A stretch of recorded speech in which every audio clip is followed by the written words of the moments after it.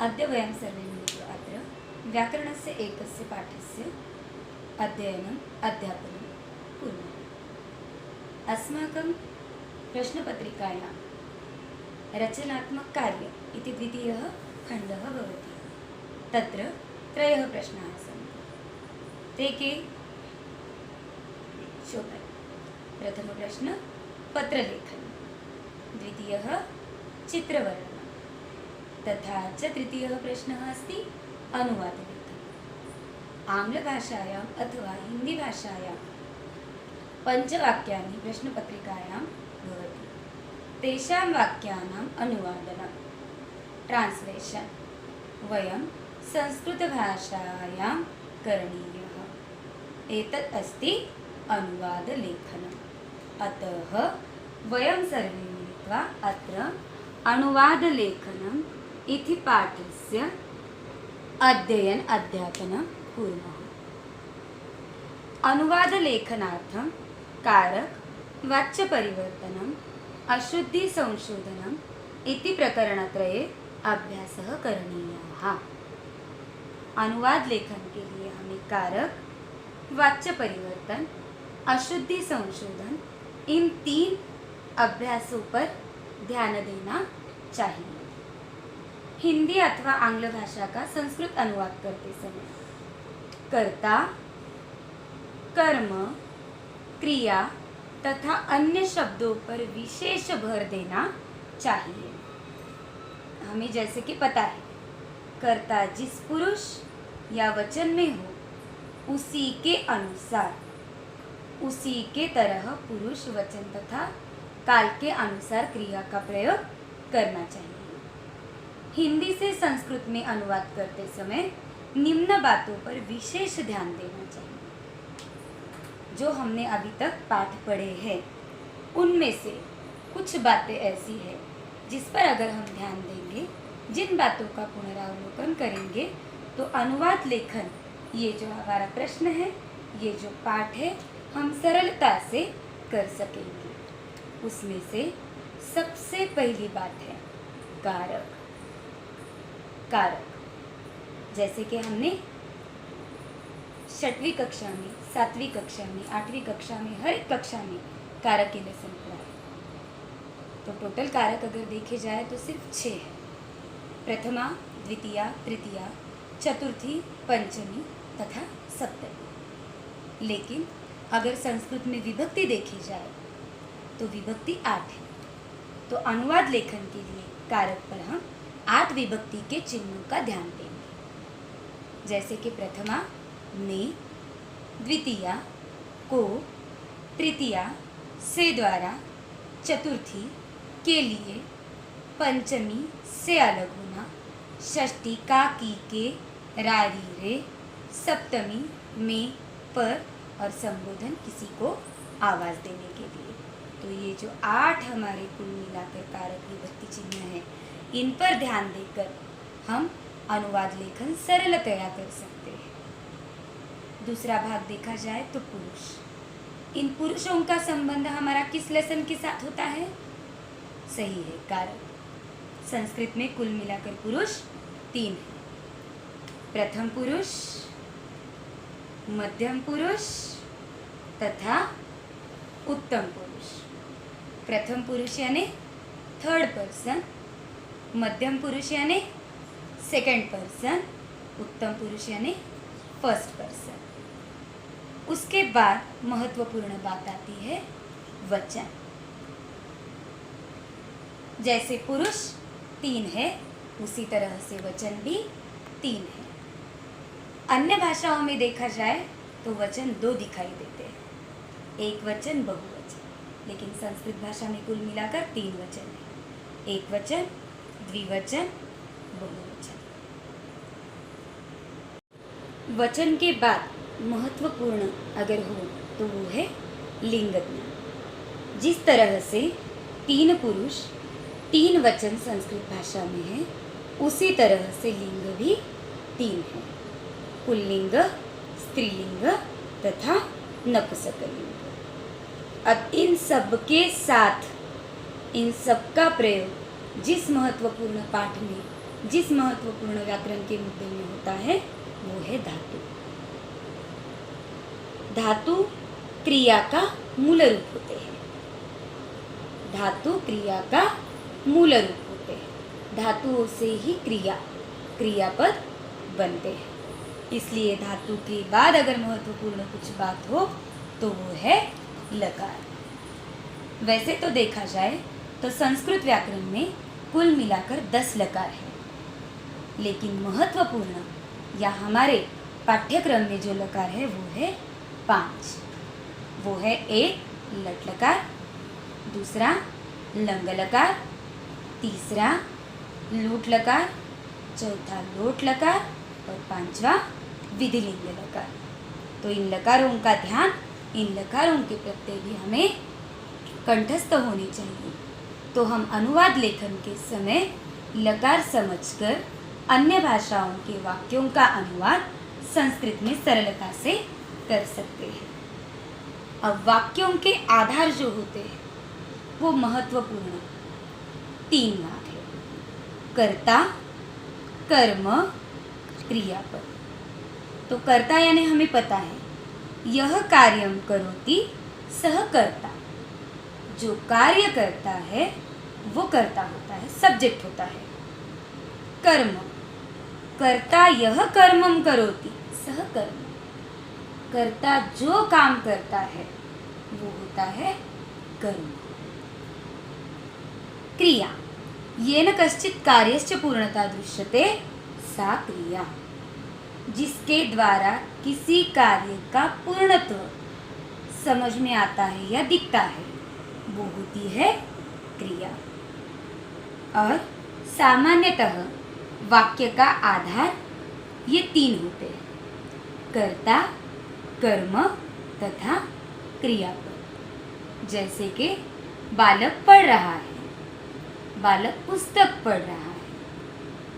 कार्य करने वाला है बालक, क्रिया जिस पर हो रही है वो है पुस्तक, और क्रिया क्या है? पढ़ना। तो मूल धातु पठ और क्रिया हो रही है वर्तमान काल यानी लट लकार में पठति। बालकः पुस्तकं पठति। कर्ता कर्म क्रिया आधारित वाक्य का निर्माण। अब हमें कर्ता कर्म क्रिया के आधार पर समन्वय तालिका देखनी है, जिसमें हमारे 3 पुरुष आते हैं, 3 वचन आते हैं। पुरुष, प्रथम पुरुष, मध्यम पुरुष, उत्तम पुरुष, third person, second person, first person, एक वचनम, द्विवचनम, बहुवचनम। यहाँ हमने पुरुष के लिए तत्सर्वनाम का प्रयोग किया है पुल्लिंग में। सह गच्छति वो जा रहा है, तौ गच्छतः वो दोनों जा रहे हैं, ते गच्छन्ति वो सब जा रहे हैं, त्वं गच्छसि तुम जा रहे हो, युवां गच्छतः तुम दोनों जा रहे हो, यूयं गच्छतः तुम सब जा रहे हो, अहम गच्छामि मैं बात कर रही हूँ, मैं जा रही हूँ, आवां गच्छामः हम दोनों जा रहे हैं, वयं गच्छामः हम सब जा रहे हैं। कर्ता, कर्म तथा क्रिया के आधार पर जो हमने तालिका देखी है, उसके बाद एक महत्वपूर्ण बात कर्ता में जो हमेशा आती है, हाँ, सर्वनाम प्रयोग। जैसे कि हमने अभी तालिका में देखा है, तत्सर्वनाम पुल्लिंग, युष्मत् सर्वनाम, अस्मत् सर्वनाम। तो इन सर्वनाम का प्रयोग तीनों लिंग में होता है। तो जब भी वाक्य हमें अन्य भाषा में आते हैं तो इस बात पर ध्यान रखना है कि सर्वनाम का प्रयोग किस लिंग में किया जा रहा है।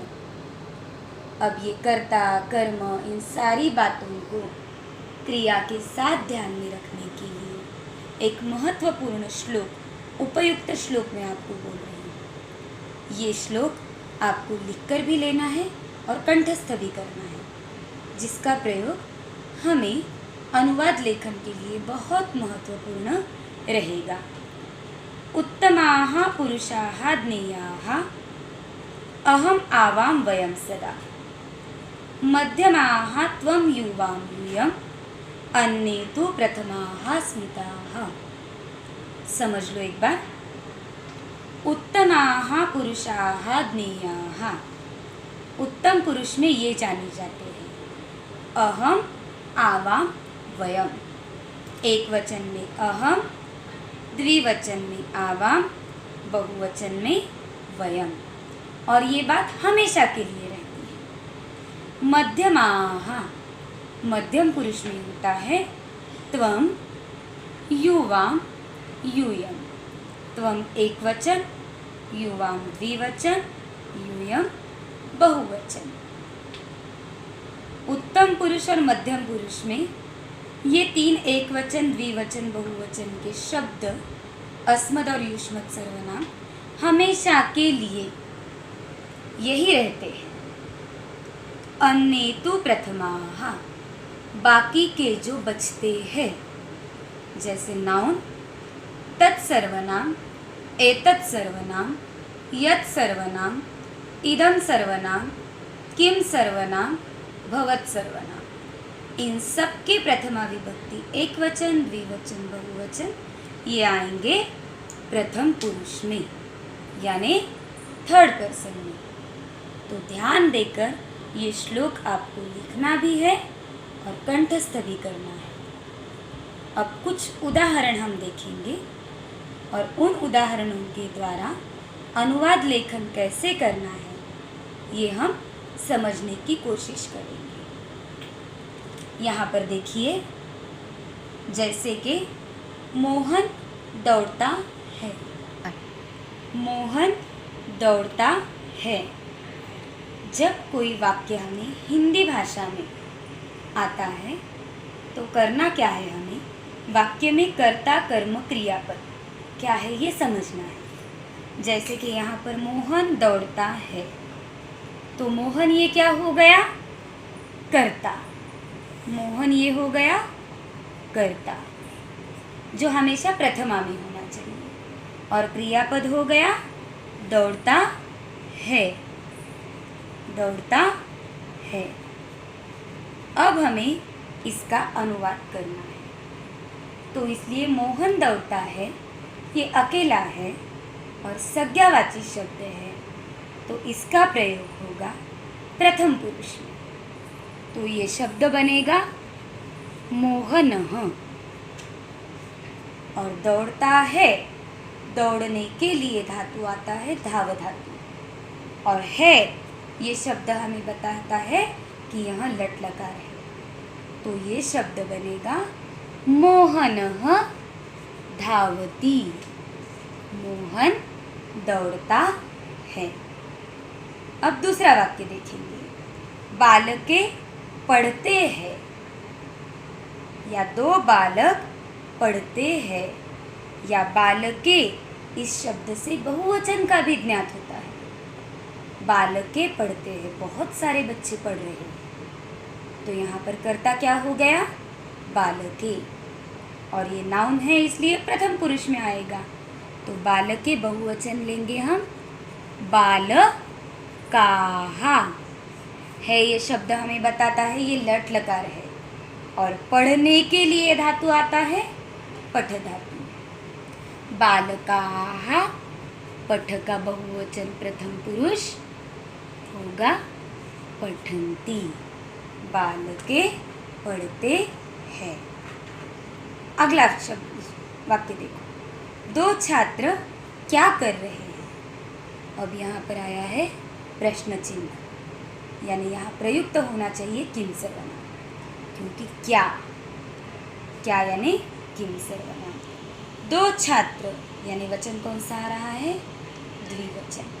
छात्र के लिए शब्द संस्कृत में होता है छात्र, और दो है छात्र है, तो यहाँ आएगा पुल्लिंग छात्रे, या हम ले सकते हैं संख्यावाची शब्द के साथ द्वे छात्रे, लेकिन छात्रे ये शब्द बताता है ये द्विवचन में है।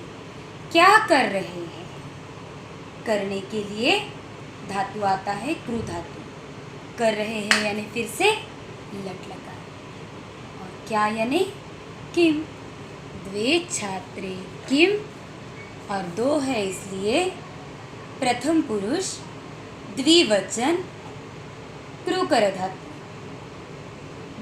द्वे छात्रे किम कुरुतः, क्या कर रहे हैं।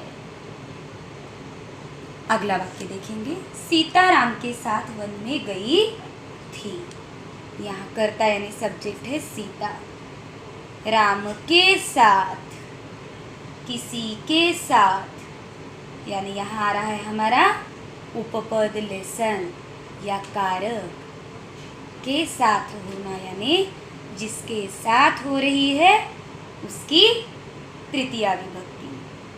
वन में गई, वन में, वन में यानी सप्तमी विभक्ति का प्रयोग। गई थी यानी कौन सा लकार आ रहा है, लंग लकार, और जाने के लिए आता है गमगच्छ धातु। तो वाक्य बनेगा सब्जेक्ट कर्ता हमेशा प्रथमा विभक्ति में, सीता राम के साथ, रामेण सह वनम गई थी, लंग लकार, अगच्छत। सीता एक वचन में है इसलिए प्रथम पुरुष एक वचन। सीता रामेण सह वनम अगच्छत। यहाँ पर उपपद का प्रयोग साथ की वजह से हुआ, गई थी यानी लंग लकार, अगच्छत। अगला वाक्य देखेंगे। हमेशा सत्य बोलना चाहिए। यहाँ प्रत्यय का भी प्रयोग हो सकता है या चाहिए, एडवाइस, सजेशन, सुझाव आता है विधिलिंग लकार।